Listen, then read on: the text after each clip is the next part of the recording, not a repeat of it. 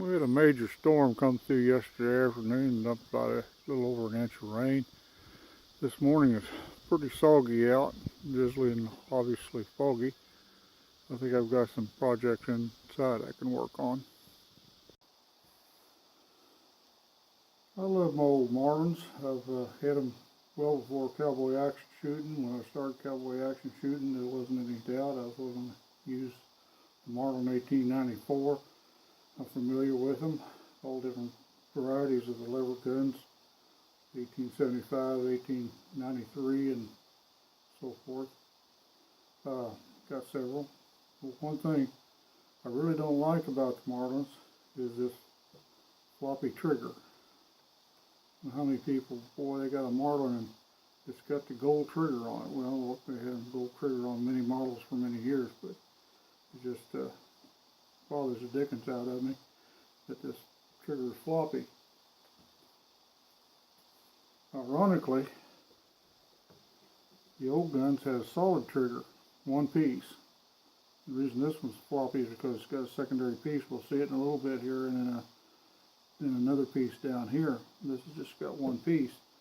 Also, these guns have an interlock, so you can't pull the trigger unless the lever is fully closed. The old ones didn't have that. On cowboy shooting guns, when they really slick them up, they deactivate this device and install a one-piece trigger, which I'll show you in a minute. Here's one made in later with crossbolt safety. It's a cowboy in 45 Colt, but it's got a Phantom one-piece trigger, and it doesn't flop. It's nice crisp trigger pull, and it feels much better when you're firing it. And I've installed about 6 of these now, and I'm about to install this, replace this one with the Phantom trigger. And this is what they come looking like. And they're available from about any cowboy shooter supply place, fixer up guys.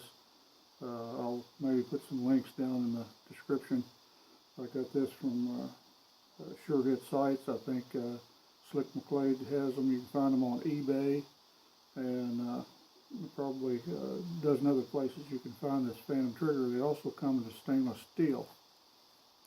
Now, for the most part, they're a drop-in fit.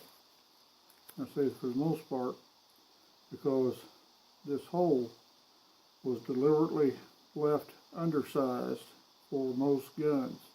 Every one of them I've had to put in, I've had to enlarge this hole a little bit.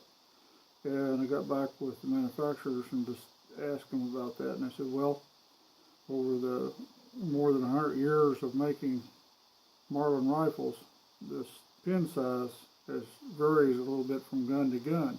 So in order to have one that will fit the smallest pin, they have to make it tighter for the ones that's got a larger pin. So I'll show you how I deal with that here in a minute. Here are some tools that you'll need for the project. Obviously you need to take the gun apart. You need a screwdriver, preferably a gunsmith style screwdriver that fits these slots.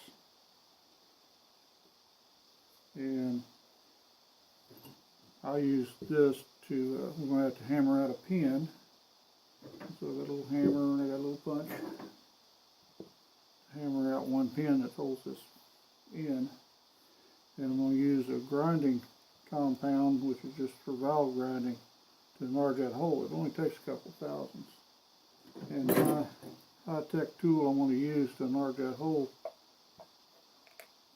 is just a 6-penny nail with the head cut off, and use a cordless drill to polish that hole out. So well, the first thing we need to do is take this gun apart.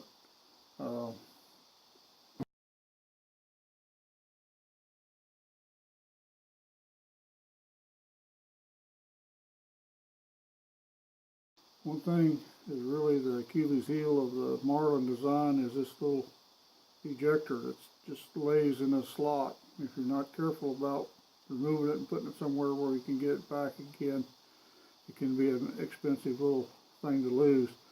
This is the older design, being that this gun is built in '77. It's got a folded spring here, and these have long been obsolete and very difficult to find, and about worth their weight in gold. You have to buy one.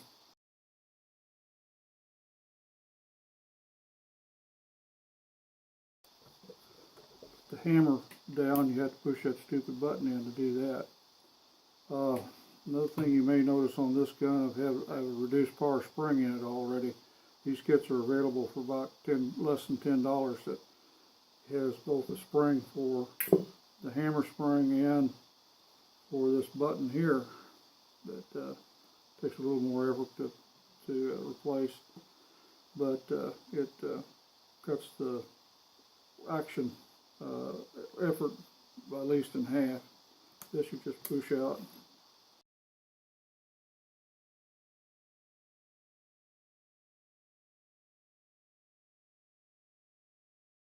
These two screws will interchange in their respective holes, but the shorter one goes on the side and the longer one goes on the bottom here.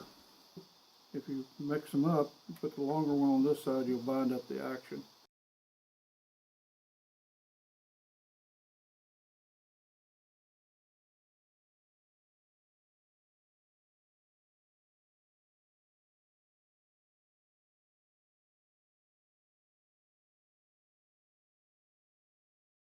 This one, is the reason it flops so much, is it's got this play in. I'm not sure exactly what all the reasoning was for putting that into the design.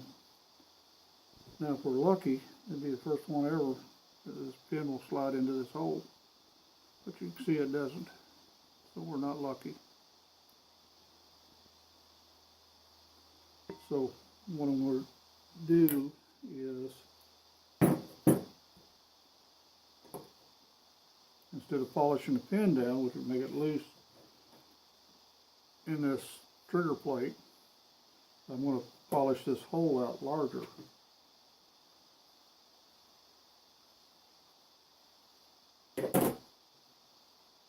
Using this grinding paste.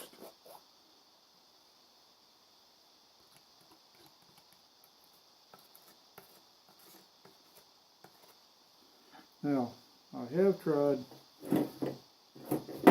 drilling this a little bit larger, finding the correct size drill bit and drilling it, but the metal is so hard that my drill bits wouldn't do it. Now, if you have some other kind of way to get a good enlarge that hole, then you wouldn't have to do this. But use a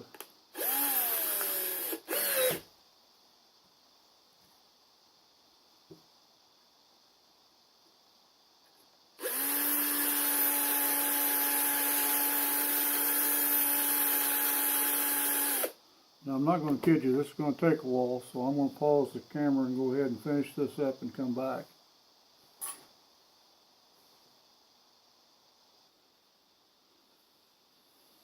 Okay, I'm back. It took me about 20 minutes to make this hole large enough for the pin to go through. I actually have the pin in my cordless drill right now, and it fits, but it's pretty raspy. It's still got some burrs and whatnot. Maybe some of it's on the pin. So what I'm going to do is just run this drill and let it slide back and forth until I get some of them burrs out of the inside of the trigger and brightens up that pin.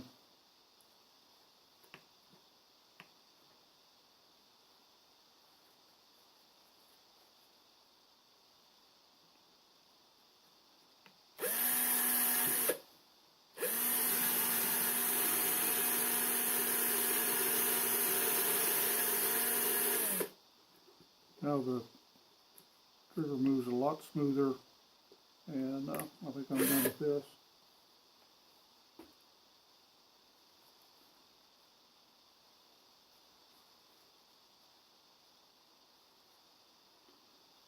Now, I mentioned earlier about cleaning up the inside of the frame here. I found these, they're a diamond coated hone, basically. And just run it on the inside here a little bit. I won't bore you with a lot of this. So on the trigger plate for this service, and be careful not to take off bluing off of this. But,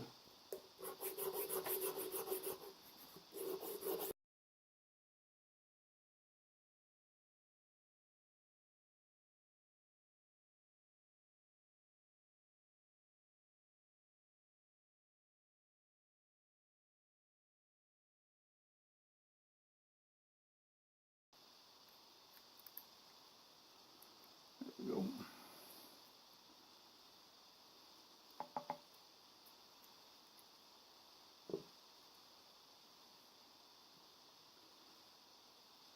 And probably what I should do is take a little chisel or punch or something and put a dimple right there at the edge of that pin, and that'll keep that from sliding and falling out if you take it out of the gun.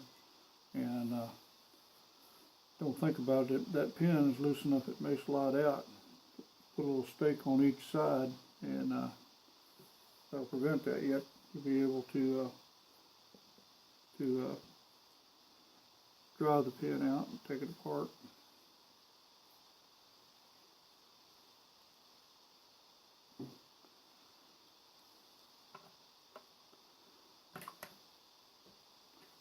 Just reassemble in reverse order.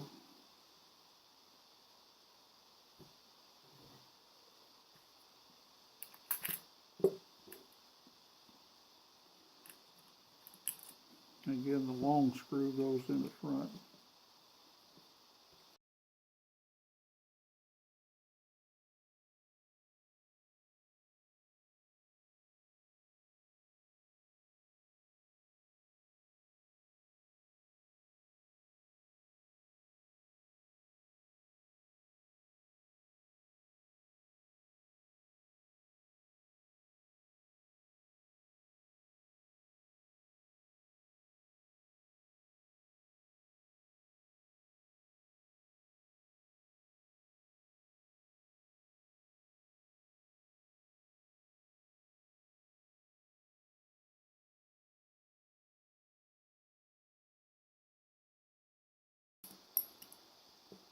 A pretty good collection of those.